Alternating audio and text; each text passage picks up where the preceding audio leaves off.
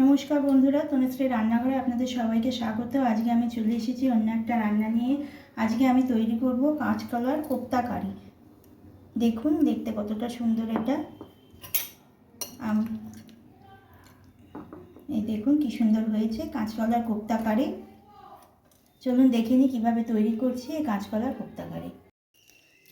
কাঁচকলার কোপ্তা কারি করার জন্য আমাকে প্রথমে কোপ্তাগুলো করে নিতে হবে। কোপ্তা করার জন্য আমি নিয়েছি এখানে 3টে কাঁচকলা টুকরো করে, দেখুন এটাকে আমি সেদ্ধ করে রেখে দিয়েছি। নিয়েছি নুন, হলুদ, জিরের গুঁড়ো আর স্বাদ মতো একটু চিনি দিয়েছি। আমি এখানে গুঁড়ো চিনি ব্যবহার করছি। আর এর মধ্যে আমি একটুখানি খাবার সোডা পরে দিয়ে দেব। আর নিয়েছি কিছুটা বেসন, আমার যতটা বেসন লাগবে ততটা আমি এখানে দেব। আমি এখানে এমনি 5 টেবিল স্পুন মতো বেসন নিয়েছি। এবার আমি একটা বাটি নিয়ে নিয়েছি, বাটির মধ্যে আমি প্রথমে কোপ্তাগুলো বানিয়ে নেব।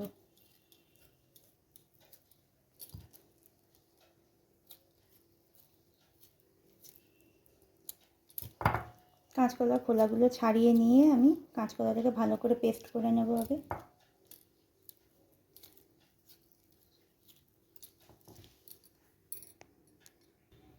দেখুন আমার সবকটা কাঁচকলাই ছাড়ানো হয়ে গেছে। এবার আমি এগুলো ভালো করে পেস্ট করে নিচ্ছি।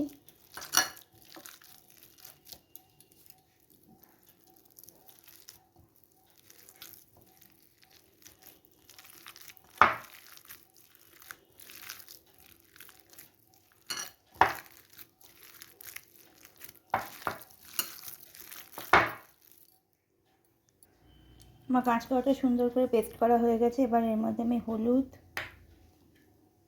চিনি, নুন, জিরের গুঁড়ো, দেখুন আমি এখানে খুব সামান্যই খাবার সোডা নিয়েছি। 1 টিস্পুনের 8 ভাগের 1 ভাগ খাবার সোডা নিয়েছি, এটা দিয়ে দিলাম। এবার এটাকে ভালো করে মেখে আমার যতটা বেসন লাগবে আমি ততটা দিয়ে দেবো।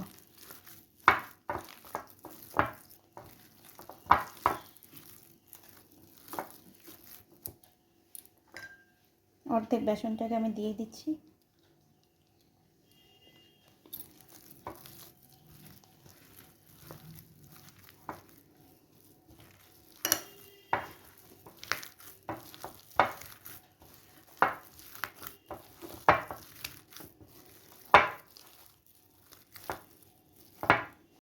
আর একটুখানি বেসন আমি দিয়ে দিলাম, আমার পুরো বেসনটা লাগলো না, মোটামুটি 4 টেবিল স্পুন মতো বেসন আমার লেগেছে। দেখুন আমার কোপ্তাটা সুন্দর করে মাখা হয়ে গেছে। এবার এগুলোকে আমি ভালো করে ভেজে নেব। আমি গ্যাসে কড়াই বসিয়ে দিয়েছি আর কড়াইয়ে তেলও দিয়ে দিয়েছি। আমার তেলটা অনেকটাই তেলে গেছে। এবার আমি এর মধ্যে কোপ্তাগুলো দিয়ে দিচ্ছি।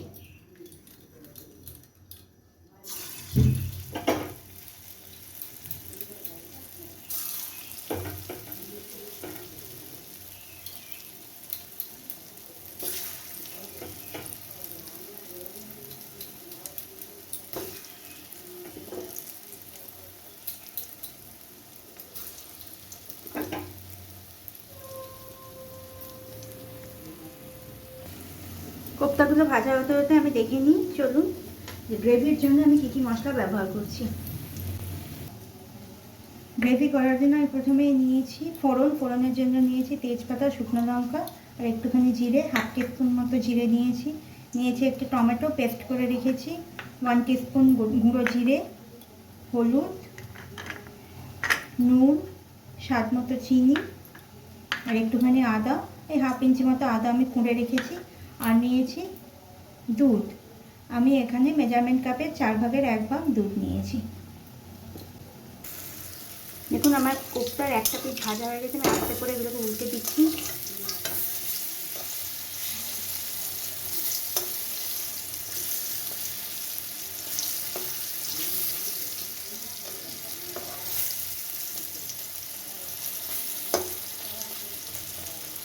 এই পিঠটা ভাজা হয়ে গেলে আমি কোপ্তাগুলোকে তুলে নেব। আমার কোপ্তাগুলো ভাজা হয়ে গেছে, আমি এগুলোকে তুলে নিচ্ছি। দেখুন কত সুন্দর ভাজা হয়েছে। এই ভাজা কোপ্তাগুলোকেও কিন্তু আপনারা এমনিই খেতে পারবেন, শুধু মুখে চায়ের সাথে।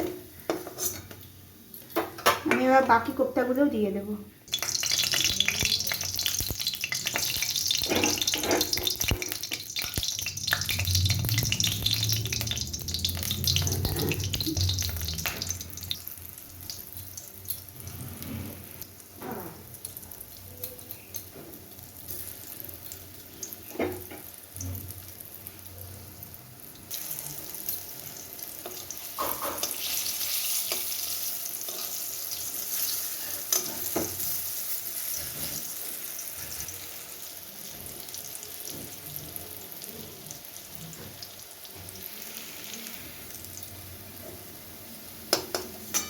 আমার এই কোপ্তাগুলো ভাজা হয়ে গেল, আর কয়েকটা আছে, সেগুলো ভেজে নিয়ে তারপরে আমি রেডি করব। আমার একটু তেল লাগবে, আমি একটু তেল দিয়ে দিচ্ছি কড়াইয়ে।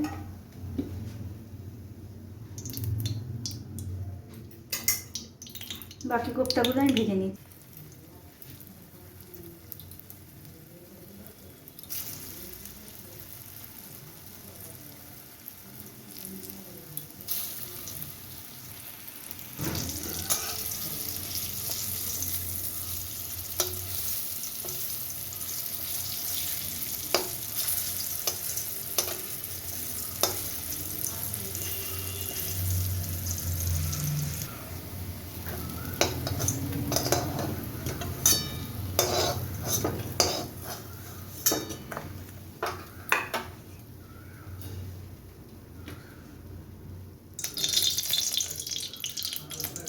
আমি তেলের মধ্যে এবার ফোড়নটা দিয়ে দিচ্ছি।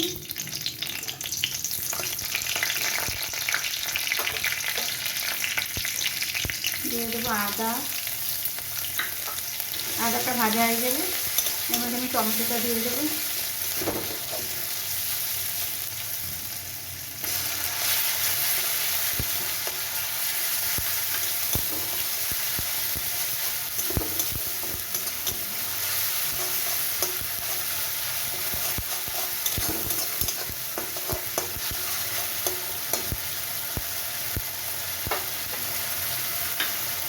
দিয়ে দিলাম জিরে গুঁড়ো, হলুদ, নুন আর চিনি গুঁড়ো। মশলাগুলো দিয়ে ভালো করে কষিয়ে নিচ্ছি। আমি কোপ্তাটা মাখার সময় কোনো লঙ্কা ব্যবহার করিনি, কারণ কাঁচকলা বেশি ঝাল ভালো লাগে না, কিন্তু আপনারা চাইলে লঙ্কা ব্যবহার করতেই পারেন। আমি ফোড়নে শুধু একটা লঙ্কা দিয়েছি, আর পরে একটা কাঁচা লঙ্কা শুধু ফাটিয়ে দিয়ে দেবো।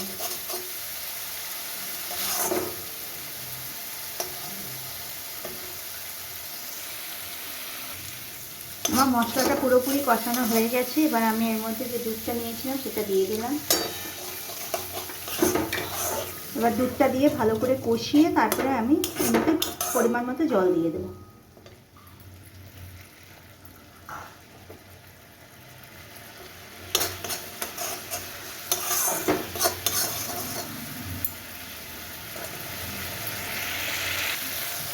আর মশলাটা সম্পূর্ণ কষানো হয়ে গেছে। এর মধ্যে আমি একটা কাঁচা লঙ্কা ফাটিয়ে দিয়ে দিলাম।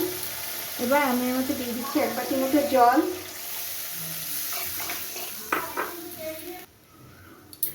দেখুন আমি জল দিয়ে দিয়েছি। আমার গ্রেভিটা সম্পূর্ণ ফুটে গেলে তারপরেই আমি কোপ্তাগুলো দেবো। আগে যদি দিয়ে দিই তাহলে কোপ্তাগুলো ঘেঁটে যাবে বা ভেঙে যাবে, তাই আমি এখন এই কোপ্তাগুলো দিচ্ছি না। আগে ভালো করে গ্রেভিটা ফুটুক, তখন আমি কোপ্তাগুলো দিয়ে দেবো। দেখুন আমার গ্রেভিটা সম্পূর্ণ ফুটছে। এইবার আমি এর মধ্যে কোপ্তাগুলো দিয়ে দিচ্ছি।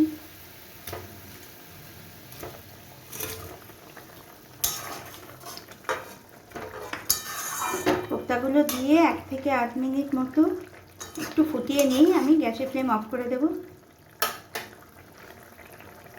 আমি এর মধ্যে একটুখানি 1/2 টিস্পুন মতো গরম মশলা গুঁড়ো দিয়ে দিলাম।